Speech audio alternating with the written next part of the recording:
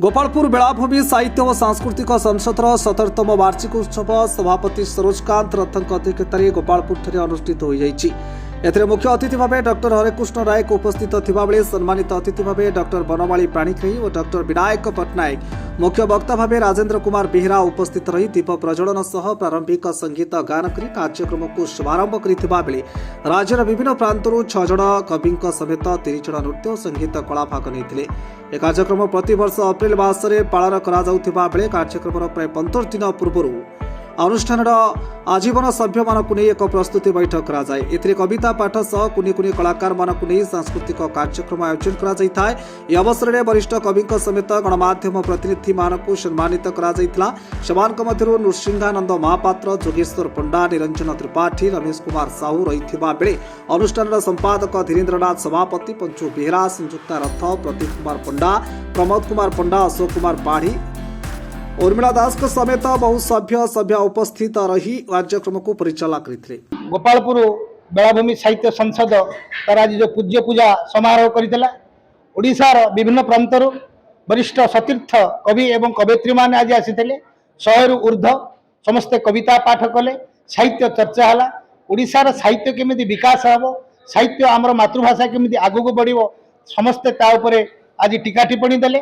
मु धन्यवाद देवी सभापति बेलाभूमि साहित्य संसद गोपालपुर जी वरिष्ठ जड़े लेखक हिसाब से सुनामधन्य एवं विभिन्न ओडिशा बाहर जातीय अंतर्जातीय स्तर में जी सुनामधन्य आज रथ महोदय सर जहाँ ना सरोज हेले भी सी ज्ञान एवं प्राज्ञ भितर सी सबुले ओडिशा रे बलिष्ठ एवं विभिन्न प्रकार जो पूज्य पूजा समारोह करते ओडिशार विभिन्न प्रांतर वरिष्ठ कवि माने तांकर जो पूज्य पूजा कले 5 जन को आज सम्मानित करिसेंती। कवि लेखक एवं जो समाजसेवी हिसाब से कोरापुटरू, कंधमालू, ब्रह्मपुर, भुवनेश्वर, जगतसिंहपुर ओडिशार विभिन्न प्रांतर जो कवि मान आसते आज पूज्य पूजा कले। तांकर जो भितर दिव्य गुणता थिला तांको सम्मानित करागला।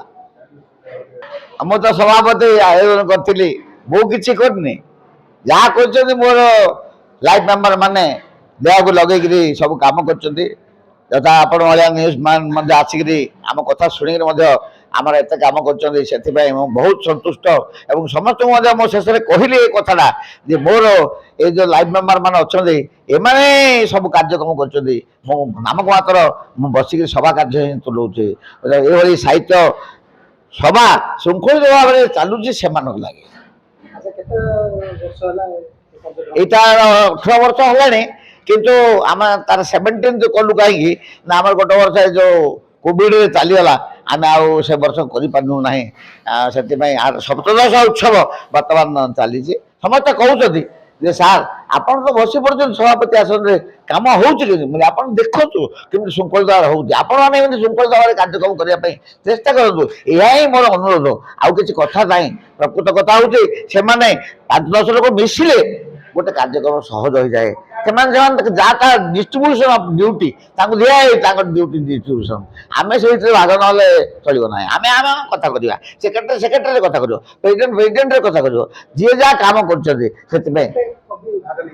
ये आम 60 जन आसते आज आउ 25 बोधे तो 70-80 से जहाँ 60 जन कवि आसते देखो आम जो सम्मानित कलु से आसुँच फुलबाड़ी से जयपुर से गंजाम जिलू आउ लोक डाकिली से आसीपारे कौन कारण से कहले कि खरा हो आसीपार से जहाँ आमर भुवनेश्वर चारिआड़ लोक सब आरापुट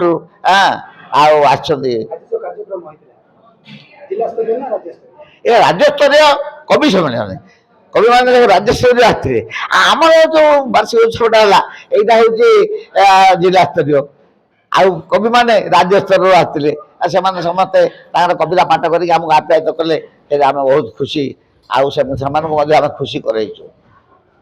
रमेश कुमार साहू को रिपोर्ट, शपथ न्यूज।